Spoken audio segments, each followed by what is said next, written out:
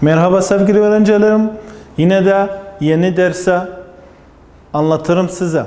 Yeni dersimiz toplama ve çıkarma ile ilgili alıştırmalar. Yani anlattığım konulardan şimdi birkaç işlem var. Hem toplama var hem çıkarma var. Birer birer. Toplamalarda toparlamayı ihtiyaç varsa yaparız. Çıkarmayı, bozdurma ihtiyaç varsa yaparız. Tamam. Şimdi birer birer anlatırım. İkinci örnekten 7. örneğe kadar. Bakın. 646 artı 100. Bakalım. 6 artı 0 6. 4 artı 0 4. 6 1 ekle 7. Toplamaydı. Toplama yapacak. Önemlidir.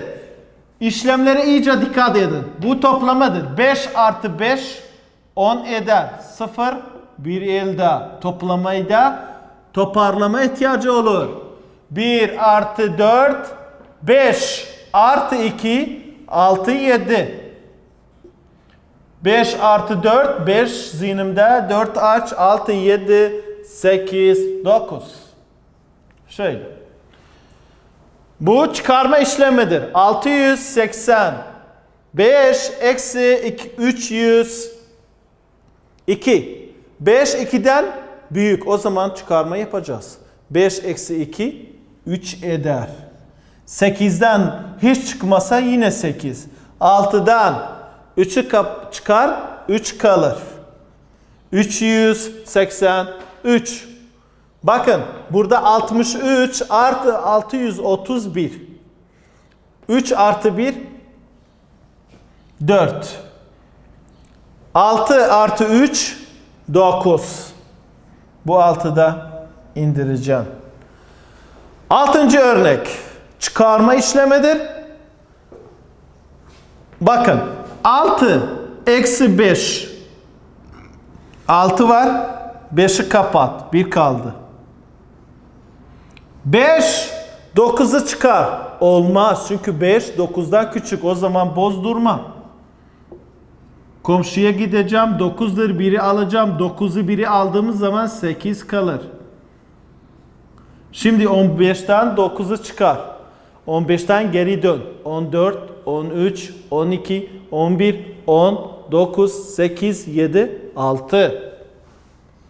Ve 8'den 5'i çıkar.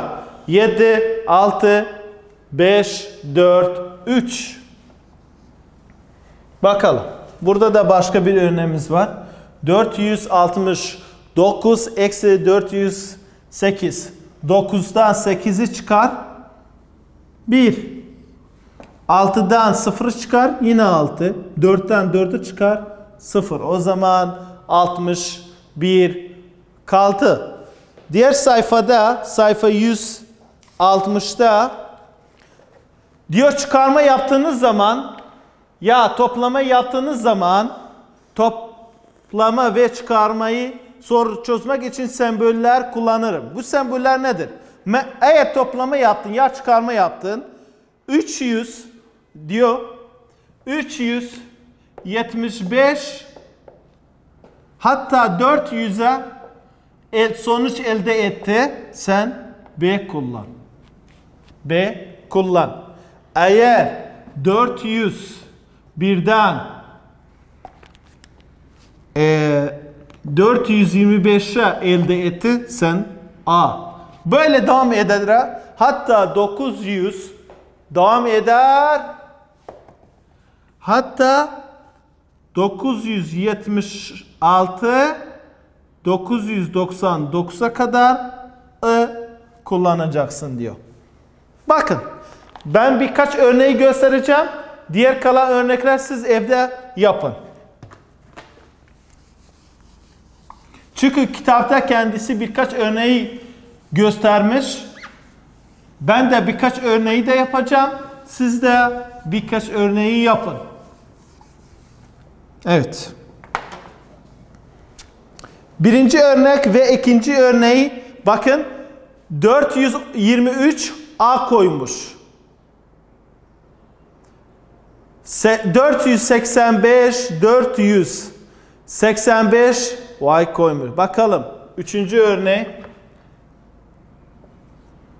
380, 348 artı 639. 959 eksi 237. Başka bir örnek var. 899 476. Bakalım ne elde eder. Önce çözeceğim, sonra harfleri göstereceğim. Bakın. 9 artı 8 artı 9. 9 zihnimde.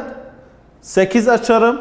10, 11, 12, 13, 14, 15, 16, 17. 7 burada yazacağım. 1 elde. 1 artı 4, 5 artı 3. 5'ten sonra 6, 7, 8. 3 artı 6. 6 zihnimde. 3 açarım. 7, 8, 9. Bu örnekle bakalım ne elde etti? 987. 980